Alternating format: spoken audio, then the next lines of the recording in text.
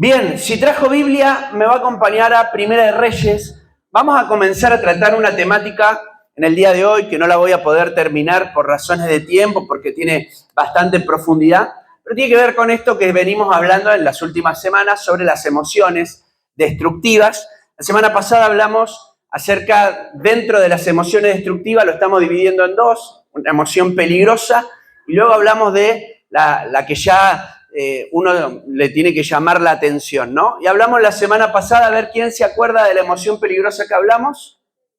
La tristeza, muy bien. Y en el día de hoy vamos a comenzar a hablar acerca de la depresión, ¿sí? Una emoción destructiva que no se habla a menudo, pero que aparece en las Escrituras. Hay distintas personas que llegaron a una angustia tan profunda en su corazón que llegaron a pensar inclusive en perder su vida hasta llevarlo al extremo. Entonces vamos a charlar un poquito qué habla la Biblia acerca de esto, qué nos enseña, qué nos puede permitir el Señor comprender en este día y también estar alertas, porque muchas veces no nos damos cuenta que puede haber personas a nuestro alrededor que están padeciendo esta situación y que nosotros podemos ser parte activa en la ayuda de el momento en el que están atravesando.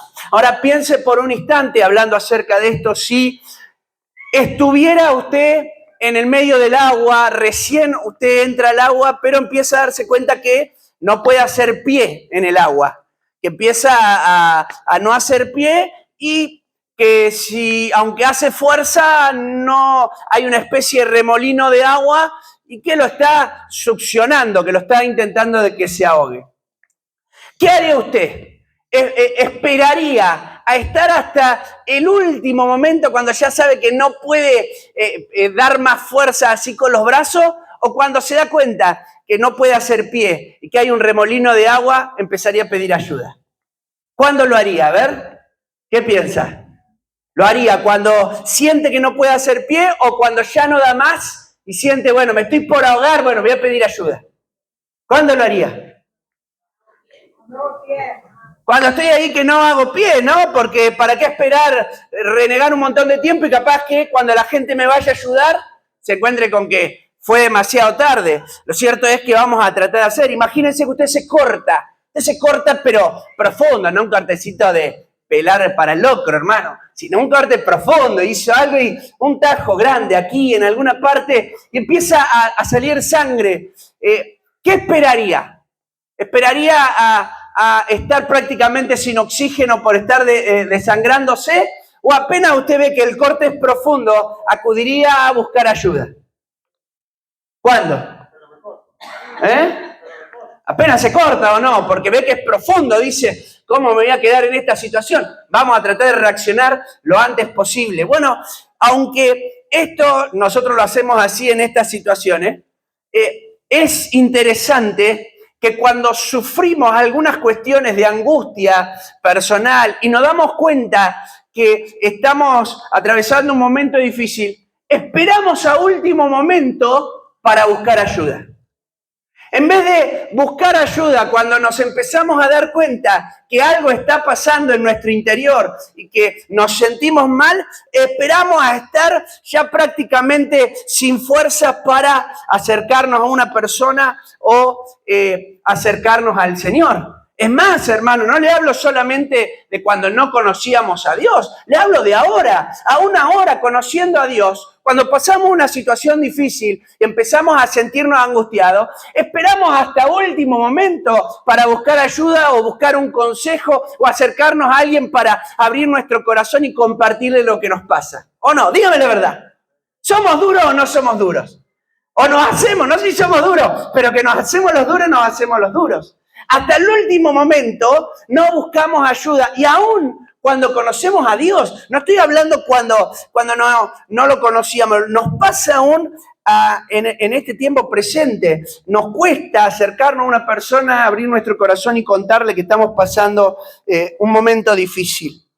Y yo ahí puse una definición antes de ir al pasaje, porque la Organización Mundial de la Salud da una definición de depresión que me gustó para poder charlarla. No vamos a charlarla en profundidad, pero para poder comprender qué es la depresión. La depresión es un trastorno emocional, es algo que pasa en mis emociones, que puede haber algún aspecto biológico. Hay ciertas veces que hay algunos aspectos biológicos que se tienen que considerar, algún momento, alguna etapa de nuestra vida y alguna cuestión química en nuestro organismo, pero se la puede definir como un trastorno emocional, que fíjense las características que tiene.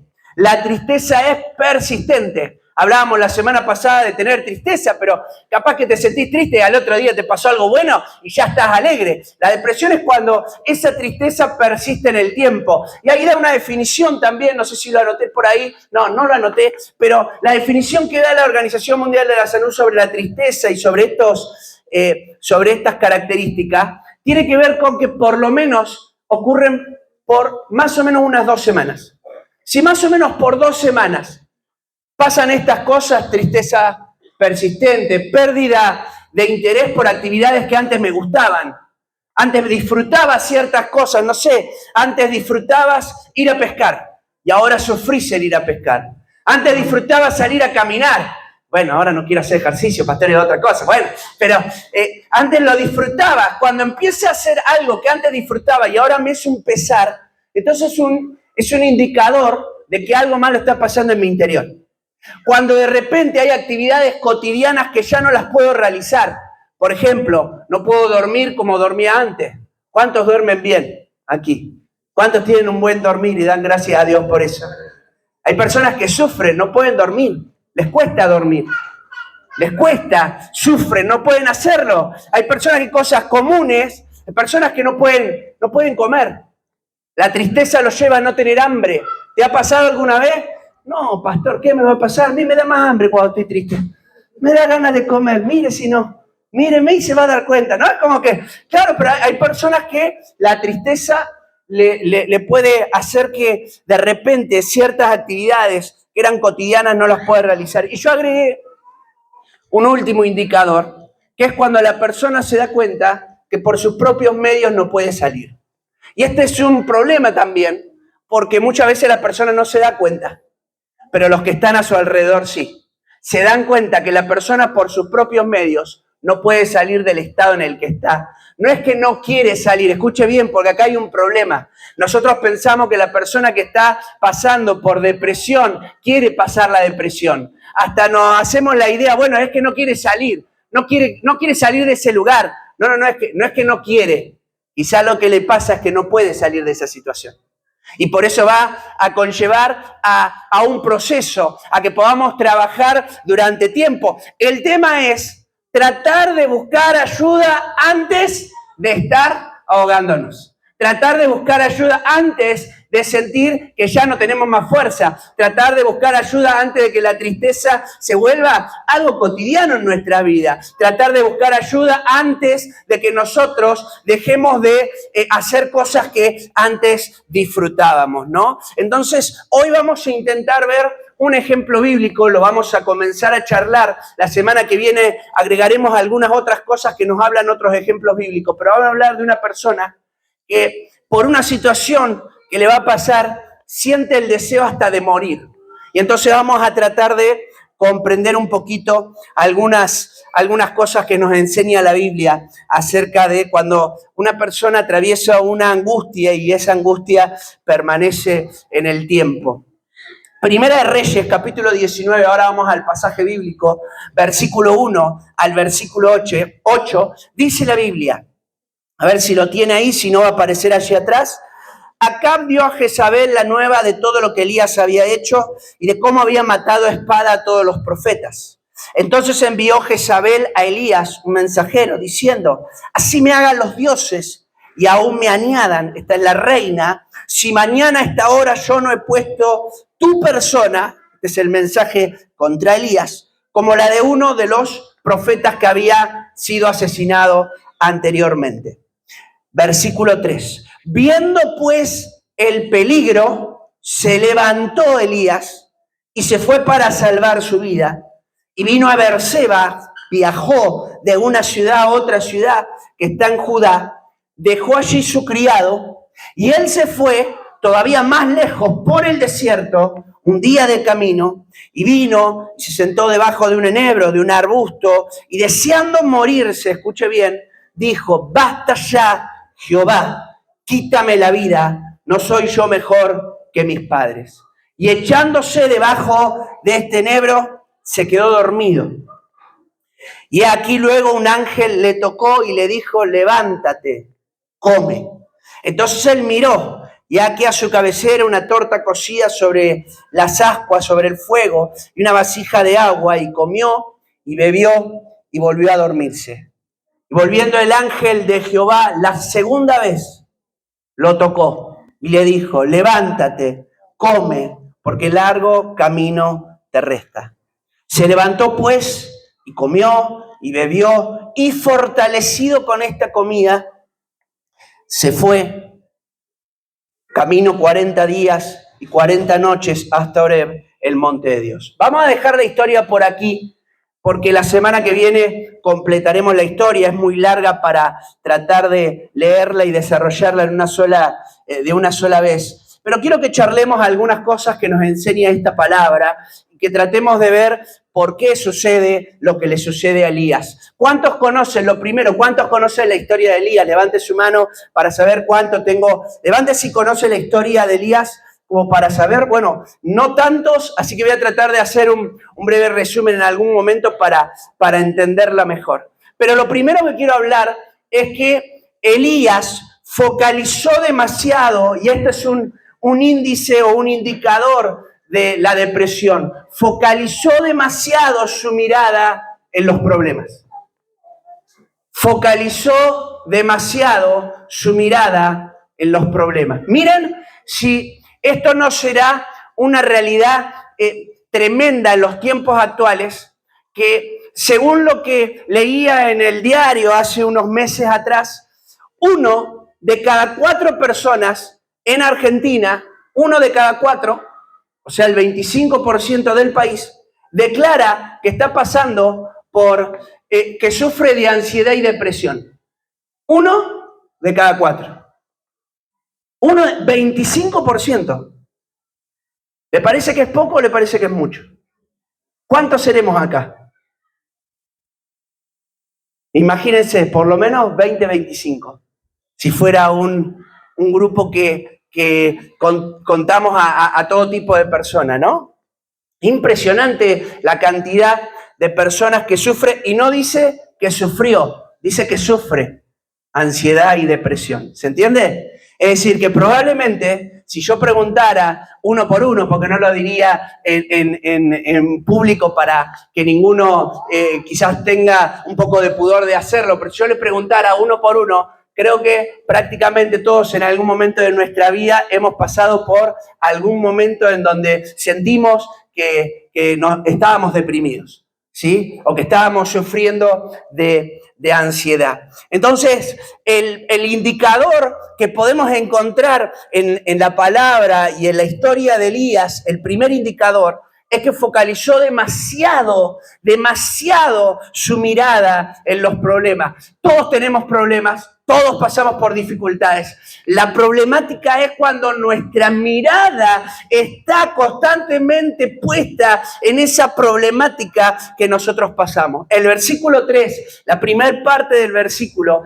y si yo leyera este versículo y no leyera lo anterior, por eso ahora voy a ir a la historia de Elías, no comprendería que esto fuera tan determinante. Pero la Biblia dice que viendo el peligro se va a levantar, viendo por primera vez la amenaza de esta mujer, se va a levantar y se va a ir para salvar su vida. El versículo siguiente va a decir: el mismo que sale para salvar su vida se quiere quitar la vida. ¿Me va siguiendo? La misma persona que se va para salvar la vida termina teniendo el pensamiento: me quiero matar, ¿no? Dígame si tiene sentido, porque si para usted tiene sentido, para mí no tiene nada de sentido. Salgo para que no me maten y me quiero matar yo solo. No tiene ningún tipo de sentido. Ahora, quiero que entienda un poquito quién es Elías, porque cuando entendemos quién es Elías, nos damos cuenta qué tremendo que es esta situación de que focalizó su mirada en los problemas. Elías era un hombre de Dios.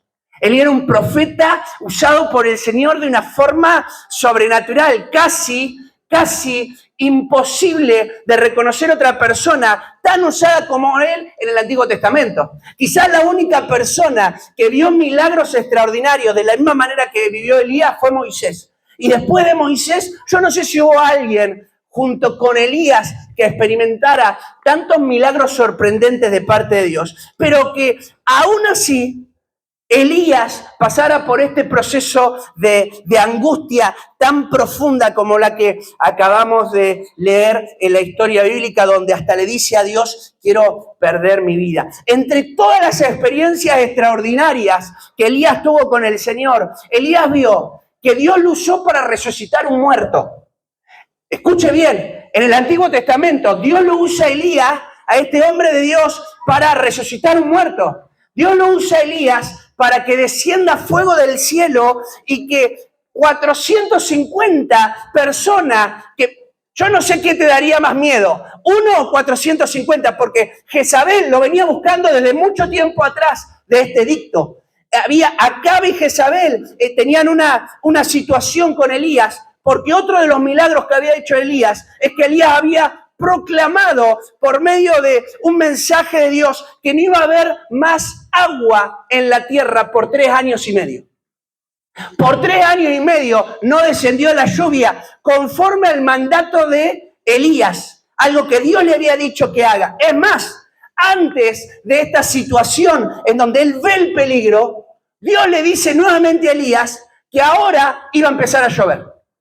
Es decir, Dios lo usa para frenar la naturaleza y Dios lo usa para que nuevamente la naturaleza empiece a cambiar y empiece a descender lluvia. Miren, no sé si hay, le repito, milagros tan extraordinarios como los que vivió Elías. Elías era una persona que amaba al Señor, que vivía entre medio de un pueblo idólatra, pero Elías estaba viendo la mano de Dios de forma constante. Cuando sucede esta situación, Elías vio todos estos milagros, pero hace instantes Elías había visto estos últimos 2. Él había visto cómo descendía fuego del cielo, cómo el pueblo se acercó a adorar al Señor. Este pueblo idólatra ahora lo seguía a él y fueron y mataron a los sacerdotes. Es decir, había visto un sinfín de cosas. Había visto cómo descendía la lluvia cuando no descendía por 3 años y medio. Es decir, milagros extraordinarios. Y aunque todo esto era tremendo lo que pasara,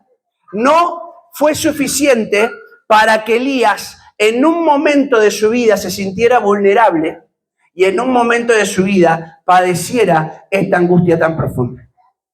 Aún habiendo visto todo lo que vio, aún amando a Dios como lo amaba, porque después lo va a escuchar en su oración, yo tengo un vivo celo del Señor, amo a Dios con todo mi ser, es decir, Dios es lo más importante para mí, eso no es cuestionable, pero él va a ver una amenaza y fíjense cómo está latente toda esta situación emocional en su corazón, porque una amenaza desencadenó que Elías de repente empezara a sentir una angustia agobiante en su corazón y que empezara a mirar exclusivamente la amenaza. Y ya no existían los milagros, ya no existía el Dios que lo había hecho que el pueblo se acercara, ya no existía nada de eso. Solamente existía la amenaza.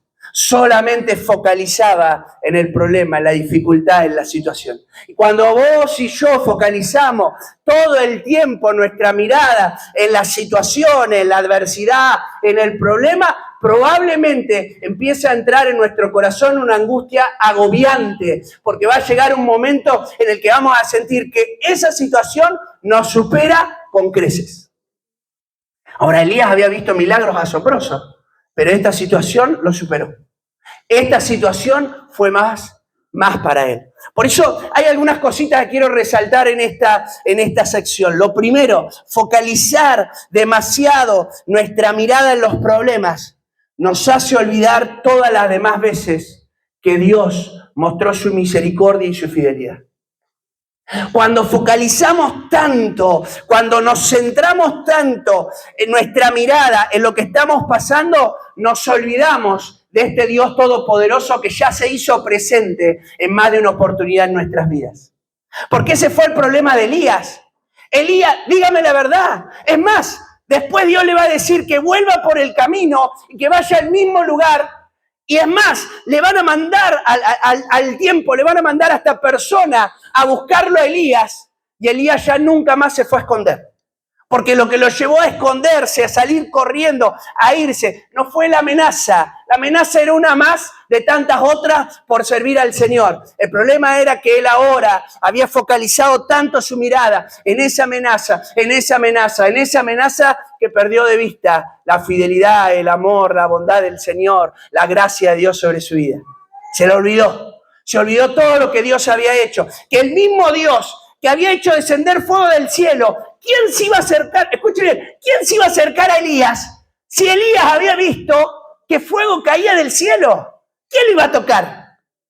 ¿Me hago entender? El problema de Elías no era que Dios no lo respaldara, era que focalizó demasiado su mirada en los problemas y se olvidó de la fidelidad del Señor. Y se olvidó de que Dios había mostrado grandes victorias a lo largo de todo el tiempo. Empezó a creer que era imposible salir de la situación en la que estaba. Y cuando focalizamos demasiado nuestra mirada en los problemas, ¿sabes lo que nos pasa? Creemos que no podemos salir. No voy a salir más de acá. No, y empezamos a pensar, ya no puedo, no, esto no voy a salir más.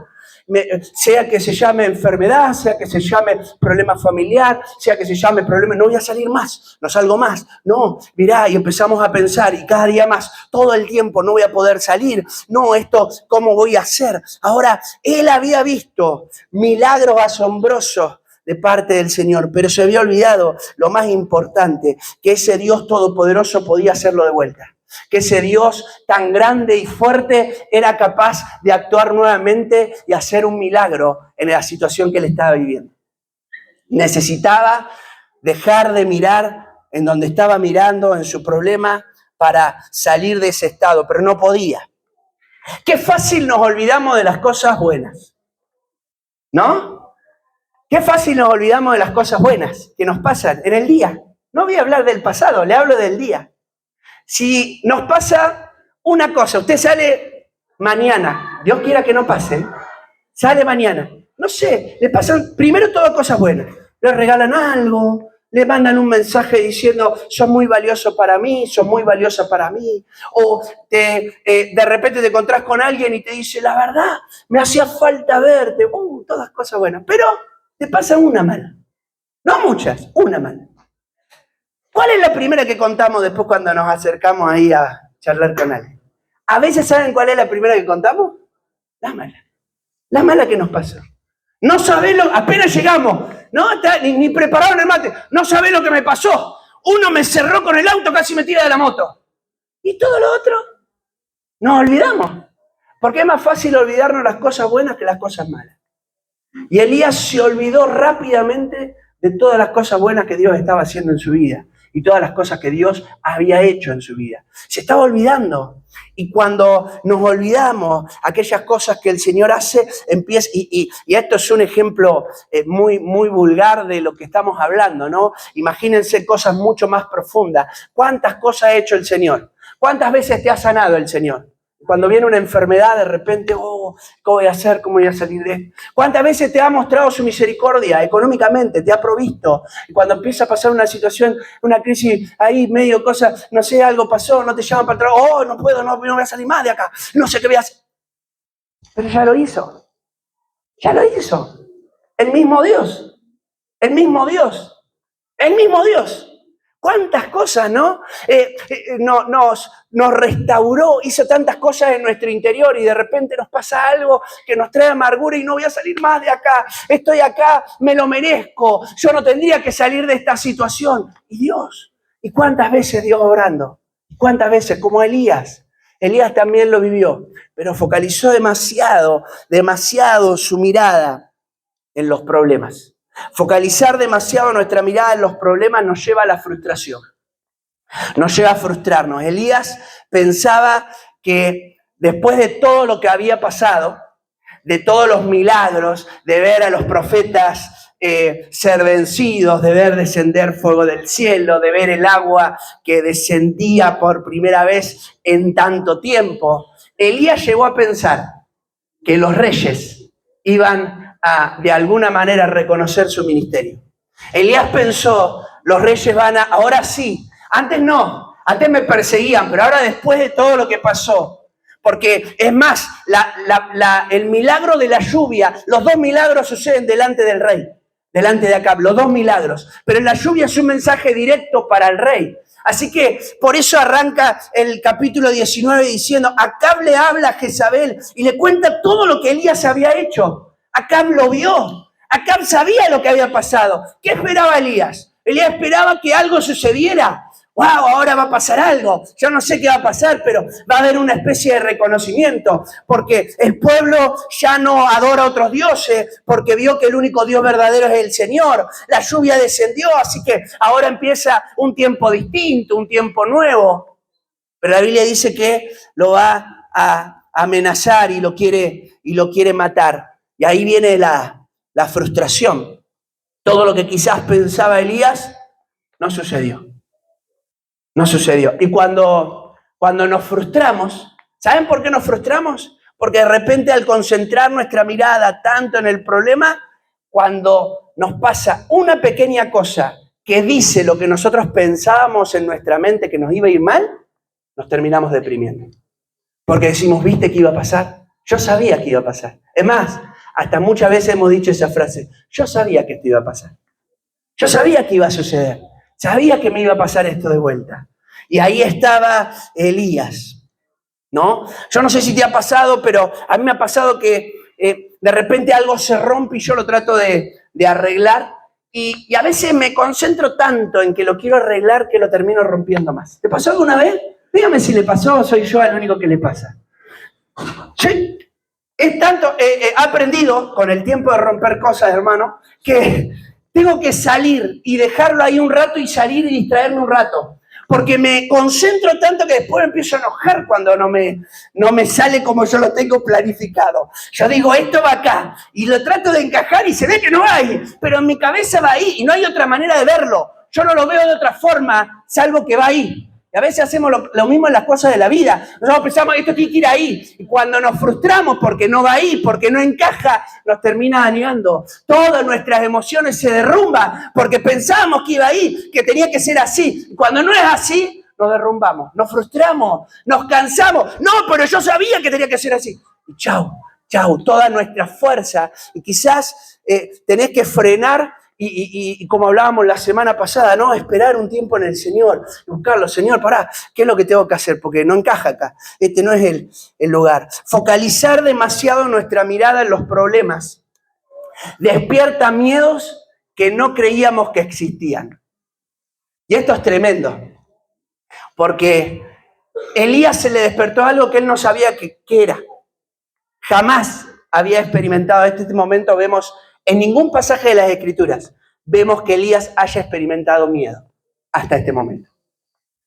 Después de todas las veces que él tuvo que enfrentar todos los momentos de crisis, era toda una nación que solamente unos pocos se guardaban de no respetar a estos ídolos. Y después toda una nación entera impulsada hacia la idolatría. Y Elías jamás se ve en él el miedo, salvo este momento, viendo el peligro. Y surge un miedo que él no sabía que existía. Vio un peligro que en situaciones normales Elías no lo hubiera visto, porque Elías tuvo que atravesar otros momentos difíciles y no tuvo miedo. Elías pasó momentos más difíciles que estos y no tuvo temor, no tuvo miedo. Pero cuando enfrentó esta situación, se le despertó algo que él no sabía que podía existir. Y se le despertó el miedo. Y yo no sé si te ha pasado, pero a mí me ha pasado, de repente de nunca tener miedo a determinadas cosas y de repente por estar pasando algún tipo de situación empieza a despertarse un miedo que antes no sentía. De repente tenés el miedo de estar solo. Nunca tuviste miedo a estar solo. Estabas solo y no tenía ningún drama. Te gustaba estar solo. Ahora estuviste solo y se despertó un miedo. Y ahora te da miedo a ser rechazado. Y capaz que nunca tuviste miedo a que te dijeran algo y te dijeran que no. Y ahora de repente no te animás a hacer ciertas cosas por miedo al rechazo. Y vas a decir, pero ¿cuándo surgió esto si nunca lo tuve? Y es resultado de esa situación agobiante de focalizar demasiado nuestra mirada en los problemas. Pero hay una respuesta de parte de Dios para Elías que se va a descubrir a lo largo de todo el escrito. Y la respuesta de Dios es: deja de poner tu mirada en el problema. Necesitamos centralizar nuestra mirada en el Señor. ¿Por qué creen que Dios le toca 2 veces? ¿Por qué creen que más adelante Dios le habla de distintas formas? Le habla y hay manifestaciones visibles para decirle: yo estoy acá presente. Para decirle: deja de mirar en otro lugar. Es más, no por casualidad, dice que él empieza a ver distintas cosas y Dios se muestra. Dice, pasa un fuego, pasan distintas cosas para que él pudiera darse cuenta que Dios quería que centrara su mirada en él.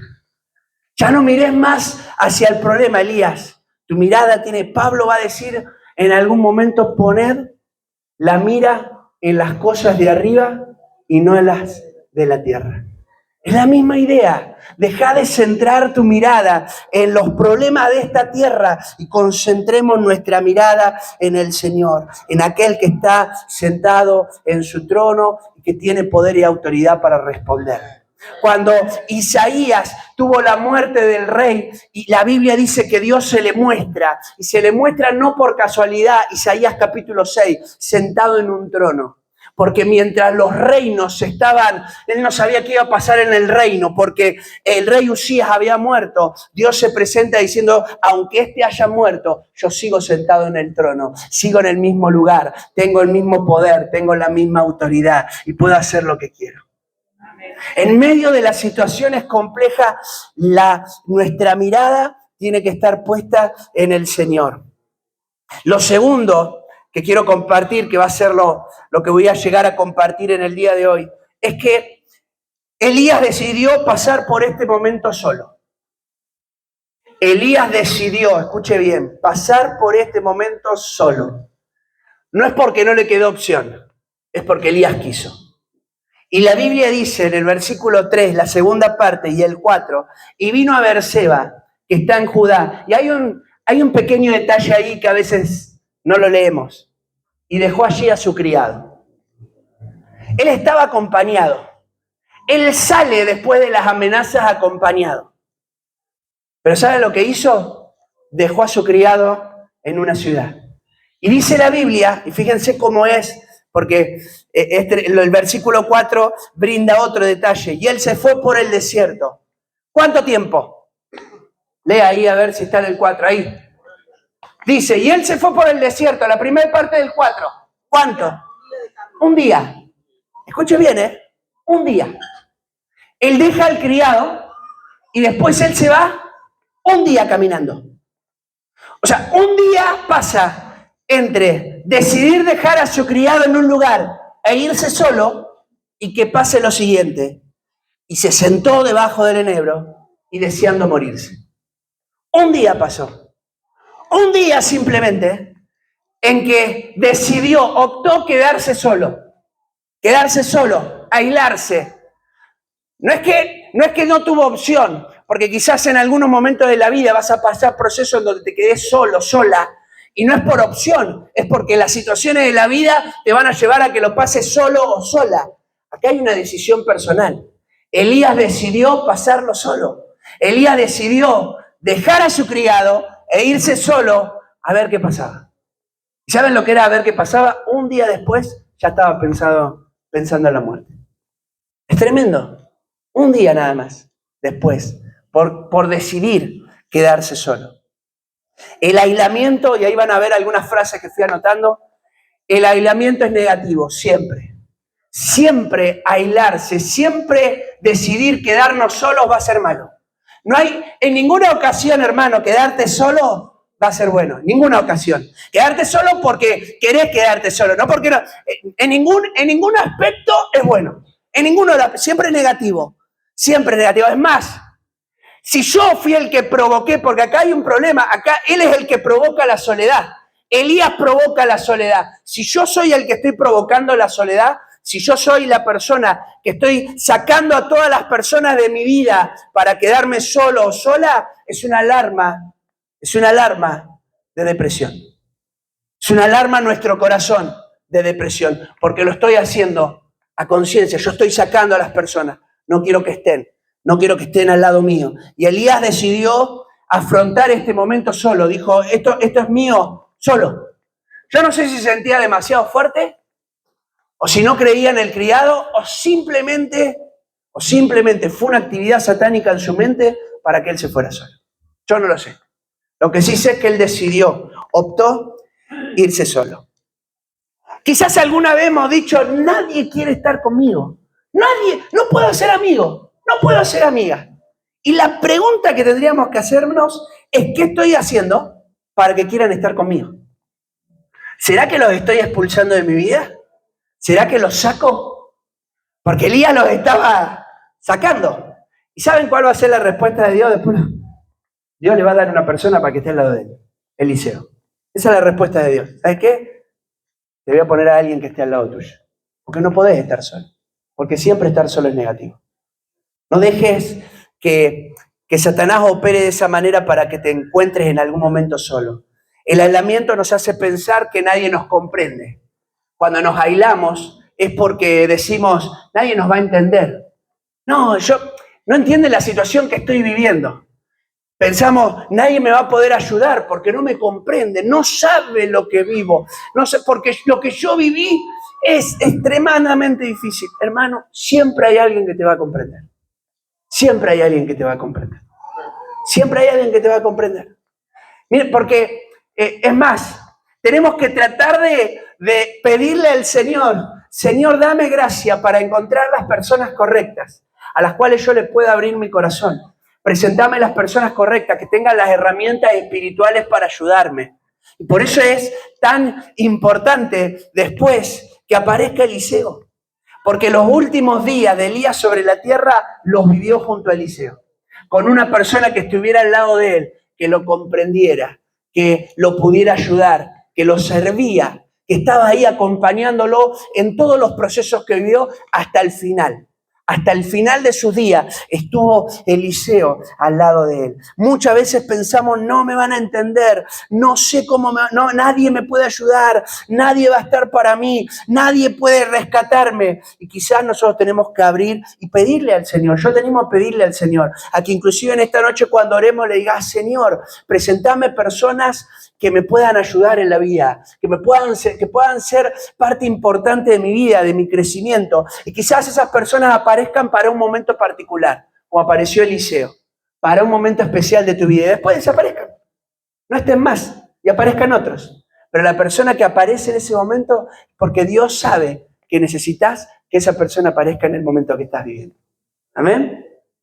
El aislamiento nos lleva a sobrepensar demasiado lo que estamos viviendo. Cuando estamos solos, hermano, nuestra cabeza actúa a 3.000 millones por hora. Y sobrepensamos todo. A todo le buscamos la vuelta. Y ahí está nuestra mente. Taca, taca, taca, taca, taca. Hermano, tenemos un problema, los que están en pareja. Tenemos un problema con la persona que está en pareja. Y cualquier situación chiquita. Y nos tenemos que ir por alguna situación y no estamos ahí para resolver la situación. ¿Qué pasa durante todo ese tiempo? Taca, taca, taca, taca, taca, taca, no me diga que no. Taca, taca, taca, taca, taca, taca, acá en la cabeza, ¿o no? Y empezamos porque sobrepensamos las cosas. Me trató mal. Le tengo que decir que me trató mal. Y ahí empieza nuestra mente. No, ya sé lo que le voy a decir. Le voy a agarrar y le voy a decir, vos me trataste mal por esto. Y después te empezás a sumar más cosas. No, pero no le voy a decir solo eso. Porque también ya sé lo que me va a contestar. Cuando yo le diga esto, me va a decir, no, yo lo hice porque reaccioné a lo que vos dijiste. ¿Así? Entonces cuando me diga eso, yo le voy a contestar esto. No me diga que no lo hizo nunca. ¿No lo hizo nunca? Mentira es pecado, Y empezó a trabajar y la mente, hasta la respuesta, nos inventamos una discusión. Entonces después vamos a la discusión como con 8.000 pistolas, hermano, la discusión, ¿o no? Vamos con, ya sé lo que me decís. Si me decís esto, tengo esta respuesta. Me decís esto, tengo esta respuesta. Me decís esto otro, tengo esta respuesta. Dale, encarame, dale, es como que nos fuimos preparando, dale, nos encontramos a las 20:30. Claro, ya, acá sabés cómo lo trabajé, te voy a encarar a las 8:30, reuní ahí artesanía, casi digo nada que ver. Artillería, también tiramos un par de platos, no se haga, también están ahí los jarrones. Bueno, la mente ahí empieza a trabajar. El estar solo te hace que penses demasiado las cosas. Y déjame decirte algo, y esto quiero ser bien directo. La Biblia, cuando habla de Satanás, en el creyente, ¿saben qué parte toma el apóstol Pablo para hablar?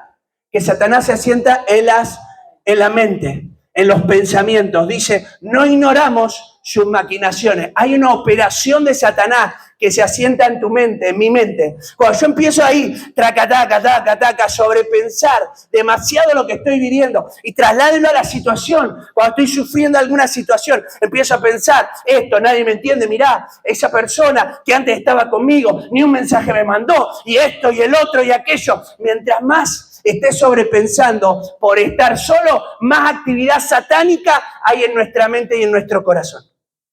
Y opera el diablo para tratar de alejarnos del Señor, porque nos hace estar solos. Y la Biblia dice que la iglesia son cuerpo, nunca solos. Amén. El aislamiento, y con esto ya voy terminando, nos hace esconder nuestros sentimientos de los demás. Tenemos vergüenza de contar las cosas. Cuando estamos solos, nos empezamos a estar cada vez más solos, porque no queremos contar lo que nos está pasando. Nos da vergüenza contar. ¿Qué va a decir? ¿Qué va a pensar de mí? Y si yo le cuento que estoy pasando una angustia tan fuerte, ¿qué va a decir de mí? Y si yo le cuento que cometí este error, ¿qué va a decir de mí? Hasta pensamos, va a cambiar su mirada. Cada vez que me vea, me va a mirar y va a decir, es por esto que es. Y yo te animo porque esa es otra obra satánica. El esconderte, el avergonzarte. ¿Sabes lo primero que pasó cuando pecaron Adán y Eva? Se escondieron y se avergonzaron. Es una actividad satánica. Se escondieron y se avergonzaron, no quisieron hablar. No queríamos, no sabíamos cómo iba a sobrar. No sabíamos qué ibas a hacer. ¿No? El aislamiento nos hace tener pensamientos dañinos. La Biblia dice que este varón llegó a pensar en la misma muerte. Se fue huyendo para salvar su vida y un día después de haber quedado solo ya estaba pensando en la muerte. Yo no sé lo que pasó en esas 24 horas, pero hermano, aquellos que hemos pasado por procesos de depresión, yo así conocí al Señor, yo pensé en la misma muerte en transcurso de horas. Yo pensé en matarme y no fue que lo planifiqué. Yo estaba volviendo producto de la frustración y no saber cómo salir del momento en el que estaba, y pensé en matarme simplemente en un minuto. No es que lo planifiqué y lo intenté hacer simplemente en esos minutos. No es que pensé demasiado. No es que lo planifiqué lo que podía llegar a pasar. No, porque ahí se empezó a sentar la obra satánica en la mente. Si morís, no le preocupa a nadie. Total, fíjate, vos llegás en la noche y nadie te dice a qué hora venís, a qué hora entrás, a qué hora salís. A nadie le importa. Y se empezó a trabajar sobre la mente. Y en el transcurso de un viaje, yo estaba en un viaje en bicicleta, pensé en matarme. Es decir, fueron instantes simplemente. Por aislarme, por estar solo. Estar solo. ¿Por qué piensan que la mayoría de los suicidios o los intentos de suicidio suceden solos? ¿Por qué? Porque hay una operación ahí satánica entremezclado con lo emocional para que eso suceda, porque si estoy solo nadie va a intervenir. Si estoy solo nadie me va a poder alcanzar. Y ahí viene todo el pensamiento. Y hay una respuesta de parte de Dios que es maravillosa, y con esto cerramos. Porque Dios le va a decir en dos oportunidades. Primero le va a decir, levántate y come. Y lo después que le va a decir es, levántate y come, porque largo camino te resta. La respuesta divina es, no estás solo. No estás solo. Miren, aunque Elías hizo todo lo necesario para encontrarse solo, aún Dios se acercó para que no estuviera solo. Porque Elías había hecho todo lo necesario para estar solo. Sacó a todo lo que estaba alrededor para estar solo. Y aún así, Dios se acerca y le dice, levántate. Y es interesante, porque lo primero que hace Dios es obrar sobre su físico. Obra sobre su físico. Come, fortalecete. Esa es su primer palabra, fortalecete. Te ayudo para que tenés fuerza física, tenés fuerza. Y después le dice otra palabra, y esa es emocional. Largo camino te resta. Él estaba pensando en morir, y Dios le está diciendo, largo camino, todavía falta. Hoy no es tu último día. Dios le está diciendo, aunque vos pensabas que hoy termina tu vida, yo te digo, todavía faltan cosas.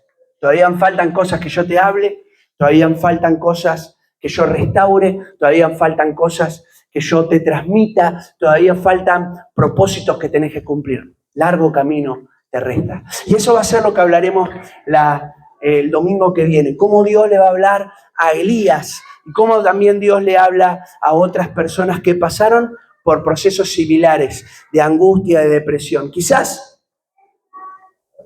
lo que ellos pasaron y lo que ellos vivieron fue diferente a lo de Elías, pero cada uno de ellos pasó situaciones diferentes como nos ha pasado a nosotros.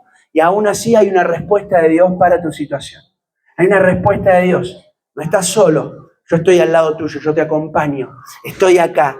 Y todavía hay propósitos por cumplirse. Esa tiene que ser la palabra de la cual te tengas que aferrar. Si estás pasando un proceso de angustia, dificultad, sentís que te ha inundado la tristeza, no te quedes solo. Deja que el Señor te permita ver que hay personas a tu alrededor que te van a comprender, que te van a entender.